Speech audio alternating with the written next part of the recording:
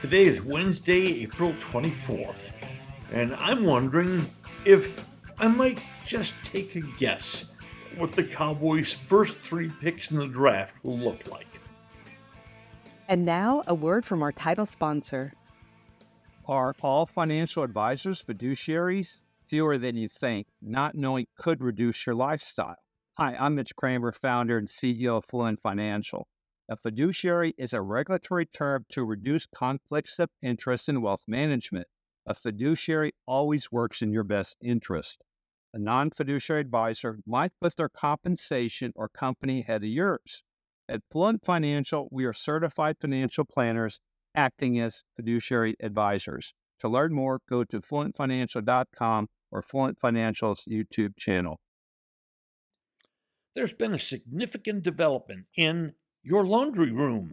Laundry detergent sheets, not dryer sheets, but the same concept. Paper thin, remarkably efficient. Just toss one into your load of clothes and voila! Sparkling clean and smelling great. And as a plus, they're hypoallergenic for those with sensitive skin. Plastic jugs of detergent. Jugs that just wind up in trash heaps. It's easy to get your laundry detergent sheets. Just go to the link in today's podcast episode. Introducing Star Power Smart Home Solutions, where cutting-edge technology meets effortless living. Control your entire home with just a tap on your smartphone. Adjust the lights, set the perfect temperature, and ensure your home is secure, all from the palm of your hand. Star Power has the experts that will transform your house into a secure, smart home. Experience the ultimate solution in comfort and security for your family. Get started at GetStarPower.com. Star Power, where innovation meets home. Before we begin, the draft on the ticket is Thursday night, Friday night, and Saturday all day. I'll be on all 3 days. This will be my 39th complete NFL draft on the air. So join us. We start Thursday at 6 o'clock. This is a very critical draft for the Cowboys. They've got so many holes to fill, and they don't have the money to go out and sign players to fill them. So the draft must fill them. This draft, over the 7 rounds, the Cowboys really have to find, I think, 3 starters in this draft, and then get lucky and maybe find a rotational player late in the draft also. Dallas drafts number 24, number 56, and number 87 in rounds 1, 2, and 3. They have no 4th round pick. That went to acquire backup quarterback Trey Lance, meaning that after the Cowboys make that 87th pick late in the 3rd round, they must wait and watch 86 more players go off the board before it's their turn to pick again in the late 5th. The 1st round, let's walk through it. It's tough to pin down because I believe the Cowboys are one of the top NFL teams who wants to trade down in the draft. That is, dropped from 24 back to 28 or 30 or 32, something like that. The reason the Cowboys, I believe, can think about doing that is maybe their biggest offensive need is offensive line, where they kind of actually need 2 people. But there's so many offensive linemen in this draft that the Cowboys could drop down and still get a pretty decent offensive lineman 4 or 6 or 8 picks later. Graham Barton is the most versatile. He's the Duke player. He could play tackle or guard or center. Maybe his future's at center. Jackson Powers Johnson from Oregon is a center. A really good one. But there are whispers about some kind of medical problem. I have not been able to track this down for certain. But in some areas, it appears that Powers Johnson is sliding a bit on draft boards. That leaves 2 tackles, Amarius Mims from Georgia, and Tyler Guyton from Oklahoma. Mims likely goes before Guyton. Now, the Cowboys are very flexible here, and their flexibility stems from Tyler Smith, their left guard. Tyler Smith was drafted to play left tackle, but he's a really good left guard. So the Cowboys could draft a tackle and keep Smith at guard, or they could draft a guard or center and move Smith out to left tackle. I'd personally like to keep him at left guard, by the way. I guess Barton's gone in this draft before 24. I'm just guessing that. I think Mims may be gone also, the Georgia guard.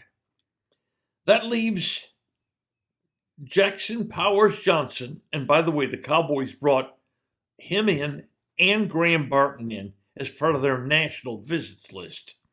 It leaves him and it leaves Guyton. Now,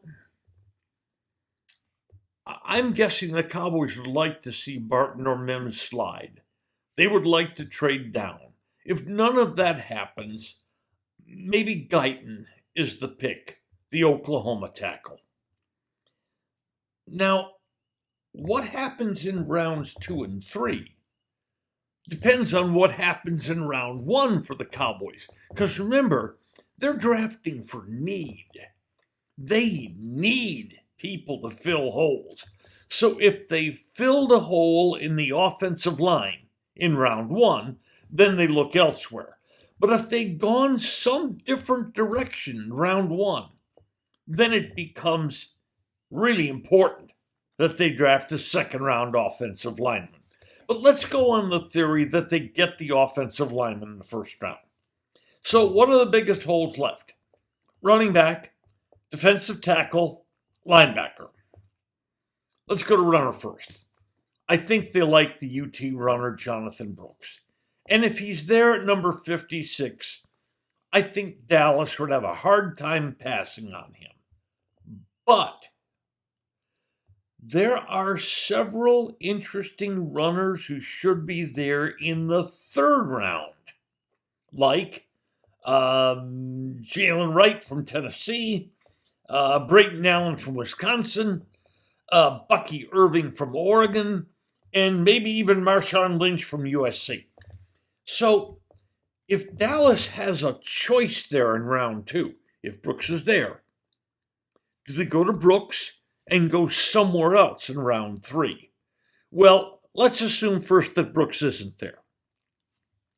Then who? Well, they could hope that the A&M linebacker Edgerrin Cooper falls to them. I don't think so. They could hope the defensive tackle Ruke or Horo from Clemson gets to them. Now that's a little more likely. Or Florida State's Braden Fisk. He almost certainly will be there, but maybe should be drafted a little later. Or another offensive lineman? It could be. There's going to be quality there at offensive line in the second round. Dominic Pooney from Kansas. Patrick Paul from Houston. Pooney's a guard, Paul's a tackle. Which one? Well, I think it depends on what Dallas did in the first round. If they're moving Tyler Smith out to tackle, they'll be interested in drafting guards and centers, and so on. Okay, now let's go to round 3. Well, we talked about the runners being there. But if the Cowboys have taken Jonathan Brooks in round 2, then they're going someplace else in round 3. That could be defensive tackle. That could be a linebacker. The third round becomes murkier right now because we don't know rounds 1 and 2. Let's say the Cowboys have taken Guyton and the running back Brooks. Well, then they're not looking for another runner in the third round. They're looking someplace else on the board. Maybe it's maybe again to offensive line, or maybe linebacker, maybe defensive tackle. But if they've taken, for instance, Guyton in the first round, and or Horo, the defensive tackle in the second round, then running back becomes, I think, a pretty clear choice in the third round. Now, here's what's bad about this situation. The Cowboys may get 3 good players, but here's what's bad. They're drafting for need. They need to get a runner, an offensive lineman, a linebacker, a defensive tackle, so that if a really solid player that plays a position they don't need slides to them, the Cowboys are in such a position of need that that player might slide right past them. For example, just take a few years ago, the Cowboys had no idea C.D. Lamb was going to get to them in the middle of the first round. They thought he was going to go off the board at number 6 or number 7. But Lamb did get to them. And the Cowboys grabbed him because he was the best player available. What the Cowboys now need is the best player available at the position they have holes. I'd be happy with Guyton and Brooks or Horo and a linebacker, defensive tackle in round 3. After the draft is over, the Cowboys are going to say all sorts of nice things about their draft. But you know what? So are the other 31 teams in the league. But the Cowboys need this draft to be good. Last year after their draft, they said lots of good things about their draft. And you know what? As far as impact last year, the Cowboys draft was rated the worst in the league. Today's episode brought to you by Fluent Financial, Retire Sooner, Better Lifestyle, and by Star Power, Love Where You Live. Just Wondering is a production of DSP Media for FanStream Sports. You can find Norm's show along with other great programming at fanstreamsports.com. Thank you for listening to today's episode. If you enjoyed it, hit follow. And every weekday, a fresh new episode of Just Wondering will be delivered right to you. And if you enjoy this podcast, please share it with a friend. Finally, should you have questions or comments, please share them with us by going to X and our address at Norm's Clubhouse.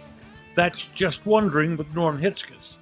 And every day, I'll be just wondering about something. And I'm Mary Hitchkus, and I'm just wondering too.